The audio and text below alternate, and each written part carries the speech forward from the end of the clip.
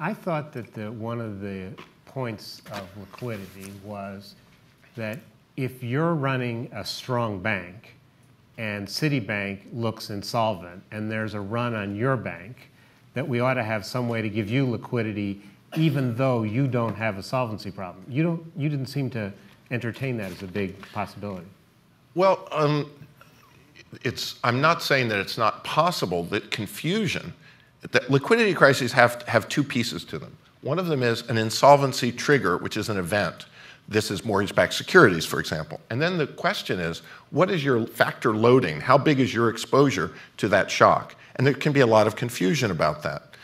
So I'm not saying that there isn't potential for confusion and that solvent institutions can be confused with insolvent ones. But what I am saying is that if the banks had not been allowed to get their market value ratios down to very dangerous levels, that sort of confusion wouldn't have been relevant for their ability to roll over their short-term debts. But that said, as much as I believe that we could solve the problem with microprudential regulation, that I still am echoing the views of others that there are other kinds of events that come up outside the banking system that might be relevant, and it would be nice to have some kind of rules in place in advance about what we would do, but not necessarily in the Fed. In fact, probably not. Yeah. I agree with that last point. I think for that really extraordinary event that's super political, I think it is a lot to expect the Fed to bear that and to bear the political consequences that would come from it. I mean, I think during the crisis there was a lot of discussions with the White House and others about, isn't there any authority that you have to deal with? And the answer was no.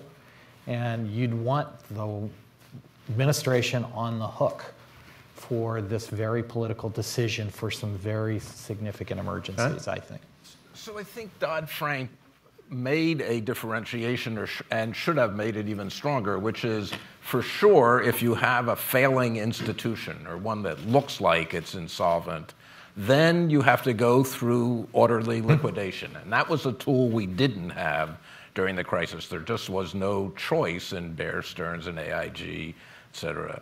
But now when you get to the rest of the market and the confusion is there and the fire sales that mount up, the difference between liquidity and solvency in a crisis is very fuzzy because the lack of liquidity forces sales of assets that drive down prices that make institutions that would be solvent in more normal times, and even if those MBS were valued at reasonable levels, even reasonable low levels, but when everything gets sold and you got the fire sales, there has to be a way to come in and Tim Geithner called it spreading foam on the runway, right? Somehow protecting the institutions and limiting the fire sales beyond the bad institution, which I agree is a political fiscal decision.